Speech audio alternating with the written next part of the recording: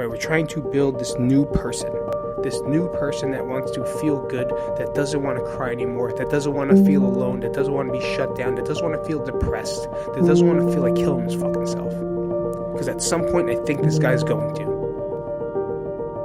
Why you need to leave for the next 90 days or disappear for at least the next 90 days and how it's going to help you. This is the one thing that I believe is going to help you throughout your transformation or depression. Now, I'm only saying this because I had a phone call, two actually, was asking for help. Right, and this person is a friend of mine. I know that it's hard for him to even attempt to ask for help or try to find a solution for himself. So that's why I'm making this episode 88 of the Jersey to Vegas podcast, is because it's important. And it was the same question from two people that are just in a dark place, two people that are just in a lost place, supplementing a lot of their angers or emotions and just drowning them in pot or alcohol. If this sounds like you, then, listen up. Because I'm the same. I feel you. Where it was easy just to drown ourselves in whiskey and scotch and tequila. Actually, tequila is delicious. But if not, how do we just kind of drift away in social media and the computer and trying to become something that doesn't even matter? And it's hard for me to give this person advice, but at the same time, I just want to listen. And that's, I think, a huge key if you're in my situation, is to not react and not to overstep or give too much. Rather than, I think they just called because they want to be heard. I think they called because they just want to be listened to. And then hopefully in some way that they could find some type of a direction from that. And if you're listening to this for the first time, I am not a doctor, I am not a therapist, I am not a counselor, I am not nothing. I am a person that lived through this with personal experience. And that's it. I will always suggest that you go see a therapist, a doctor, a psychiatrist, something professional. But at the same time, I don't think this hurts. I don't think it hurts to listen to the opinions of others who have gone through the thing that you're going through right now. And people say that too. A lot of people say that. I was like, who the fuck do you think you are? You think you're a therapist? You think you're a counselor? Or they don't say counselor, right? What do you think, a doctor usually say that shit? It's like, no, I don't. I'm just talking through experience, and that's it. I'm telling you what I've gone through. I'm giving you my personal story. I'm not here to change you. You got to change yourself. I'm here to give you some information that hopefully at some point it makes you think. It makes you turn on a light bulb.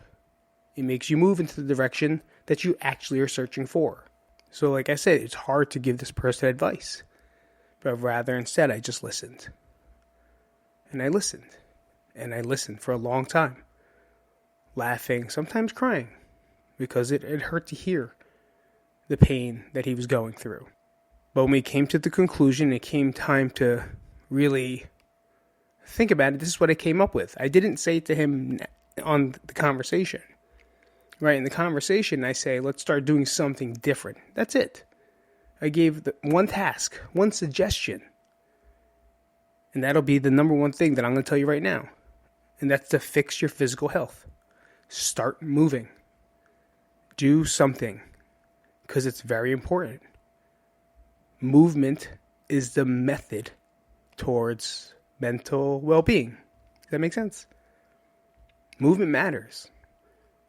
Like a lot of people think when we move, I always say we have to do tire flips or bench or squat or deadlift. People say, I can't do it no more. My knees hurt. My knees. That's what everyone says, right? All the time. My hips, my back. I get it. But you walk every day, right? Up and down the stairs. You pick up garbage, don't you? You pick up your kids, don't you? Well, that counts as movement too. But just do it extra for a certain amount of time. I really love these like step things. Like I've been pedometer, maybe pedometer. I think that's what it's called. I never really cared for them, and I always used to make fun of people that would use the Apple ring And then for some reason, mine turned on my phone. I'm not sure. I updated it, and all of a sudden now it's on. And like the past couple months, I've been tracking the amount of steps that I've been taking. It's fun. I take it back. I take back all the shit I used to talk about towards people that would do it, because now I feel insignificant if I don't fill my ring in. But like that will count your steps, and just get 7,000 steps. If you have a phone, like carry the phone with you when you do shit, and just try to get 7,000 steps a day. It's not that much. It is going to require a little extra, right? A little extra moving, about half hour to an hour, depending on who you are. But you can always do push-ups. You could always do squats. You could always do sit-ups, right? We could always do planks, jumping jacks. We have our body. Our body can move. And that's what it was made for. It wasn't made to sit down all day long. It wasn't made to be depressed on the couch and then just go to sleep. It wasn't made to fucking go to the liquor store, buy a bottle, and then drink it, and then just lay down and go to sleep. It was made to do stuff. And when you do more stuff, and you make physical fitness, or just your own fitness and well-being, a priority, your mind's going to start to change. And the reason I suggested that one thing to him is because he's been doing the same thing over and over and over and over and over again for the past thousands of years. And he is in pain, and he does have back problems, and he does have no energy. But that's why he has to force himself to do something different. You have to change the way the brain is working. The brain is set on this pattern, and this pattern is now being solidified with more depression, right? More anxiety. And you're just concreting it into your system, like it's becoming who you are. You got to break that mold, right? You got to break that energy. And that's just by literally, instead of going home right after work, go to a park and sit on a bench. And then after you sit on the bench, maybe go for a walk. I don't know the steps you have to take to change the pattern, but do something, because on that car ride to wherever it is you're going after work, you're not going to want to go. You're going to fight it. Your body's going to want to fight it. Your mind is definitely going to fight it. But it's very important for you to change that habit. And that's always the first habit. The second habit is how you eat. I'm not saying go on a diet. I'm just saying eat more fruits, vegetables, and protein. Fruits, vegetables, was that even a word? Fruits, vegetables, and protein. Right? Increase your water intake. If you're drinking soda 17 times a day, make it 15. And then the week after, make it 10. Then after that, make it 5. You don't even have to eliminate it. If you want to keep it once a week, keep it once a week. Start doing things that are going to matter. And taking in the proper amount or the proper foods is very important. You are what you eat. Yeah, we all say that, right? The gut, two brains, gut health, mental health. It's very related, and people don't think so. Right? You eat a lot of shit. Food these days is not food, guys. I don't care what anyone thinks or says. Even if you eat healthy, right? You're not eating real food. The food you're eating is not real. I've never seen it come straight from an animal or straight from the farm. If you got it straight from a farm and then straight from a farm with an animal, yeah, you're eating real food. But otherwise, it's pretty modified for it to sit on a shelf. It's pretty modified to make production. It's pretty modified to grow that fast. It's not real food. I'm not saying go buy organic food and go, you fucking assholes. I know people are saying already in their mind, oh, what do you want me to do? Go to Whole Foods and just get the chicken? It's $13.95 a pound. What are you, crazy? I can't afford that. So we have physical health. We have our gut health or our digestive health. I don't know what we're going to say, or metabolic health. Right next is going to be our emotional health. What can we do for emotional health? I'll tell you in a second. Hang on out. I'll be right back. And we are back for emotional health and fixing that. How do we fix that? First one's first, learn how to meditate. Meditation has changed me in more ways than you can believe. People think it's magic. People may think or believe that it's a nuisance. And I'm not going to lie, it's hard. It's hard to have to want to sit there and listen to your thoughts and then allow them to pass. But it's the consistency of doing so that will help you be. There's a lot of times I meditate, nothing comes, I don't feel anything. Right? I don't feel anything, but I know I'm doing something to fix myself. Like when you do push-ups, do you feel anything really? Besides oh, it's just painful? Or that's it? No, you don't really feel anything in the moment per se, unless you do 700, then you got a nice pump. But for the most part, you're just doing things to create a healthy habit that's going to help you fix the thing that you're trying to fix. Meditation is one. Learning to let go. Learning to take the thoughts in your mind and let them pass. And it's very important for the next one in this fixing is letting people go. Right? Letting people go and forgiving people. Let go of events that have happened in your life. They do not define you. They are not who you are. They are not anything except for now a thought. And that's why that's why meditation is important. You start with something small, and that's listening to your own thoughts and allowing them to pass, because they're not real. They're just thoughts. I think about killing people every day. You ever go in a car and think about smashing someone because they honked at you? Yeah. Are you going to do it? No. You ever think about kicking your daughter in the face because they're screaming at you for no reason? Yeah. I think about it, but do I do it? No. Same thing with meditation. You're going to sit there. You don't have to fucking cross your legs. I can't sit on my heels, my knees.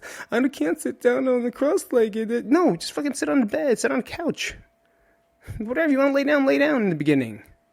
You'll figure out your way. But allow the thoughts that happen to pass. Because you're going to learn a lot of stuff comes up. A lot of crazy things come up. And some of those crazy things are true. And they're true thoughts. But some of them are just junk. And all we're doing is emptying the files. You ever give your phone, right? You have your iPhone, and like you have too many videos and too many photos, or too many apps, or too many something, and you got to trash them. You got to delete them, and then you got to send them to the trash to create more space for that phone to work properly. Technically, all we're doing is deleting the cookies. Right, and that's what he said. It's really just taking all that information, those images, those graphics, those feelings, those passwords that kind of get stored into your computer or your hardware, and this takes up lots of space and sometimes makes your computer what? Slow down, crash, delete things for no reason. Right? Your computer is the same thing as your brain, your mind. Like it's got to get defragmented. You got to delete the cookies. And there's different methods you can do that with.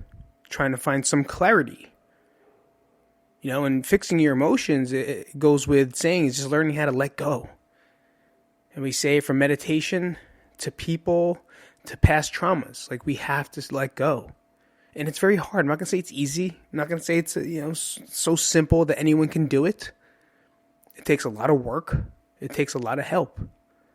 And that's where we got to find that help. And at least try to work to be better and work for you to feel better.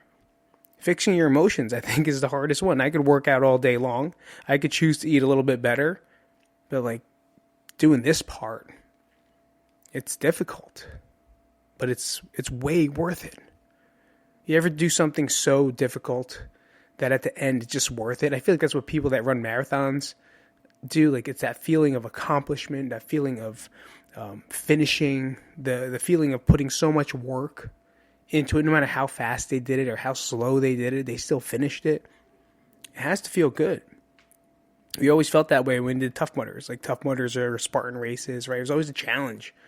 And then they kept messing with you on the course and over again. But it was just something about that challenge was so gratifying at the end. And I feel like you got to treat this the same way. Because this is your life, man. This is your life to choose to be better. And it starts here. So you got to learn how to meditate, let the thoughts go.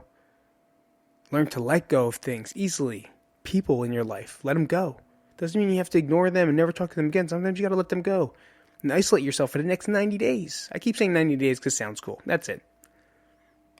But 3 months of just doing all this, you'll feel better. You'll be out of that run. This is what I'm trying to tell to the guy right now that I'm talking to. It's you got to leave. Right? You got to disappear. Which means your friends may not like it. The people you hang out may not like. Your family may not like it. Because they're so used to seeing the pattern of you that you're used to.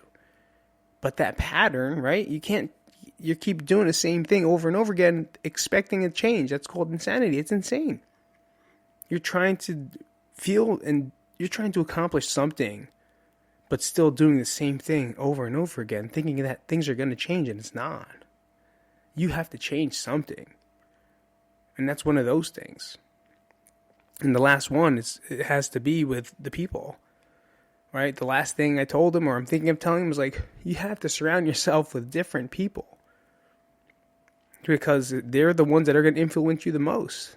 I said it, I think, like 2 podcasts ago. Shit hangs out with shit. So if you hang out with people that are down, you're probably going to be down. I really didn't have many friends when I was down. Who wants to hang out with a fucking loser like me?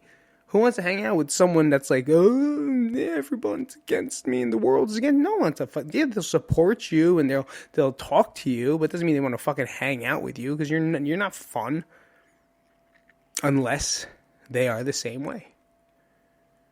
Right? Unless they feel the same.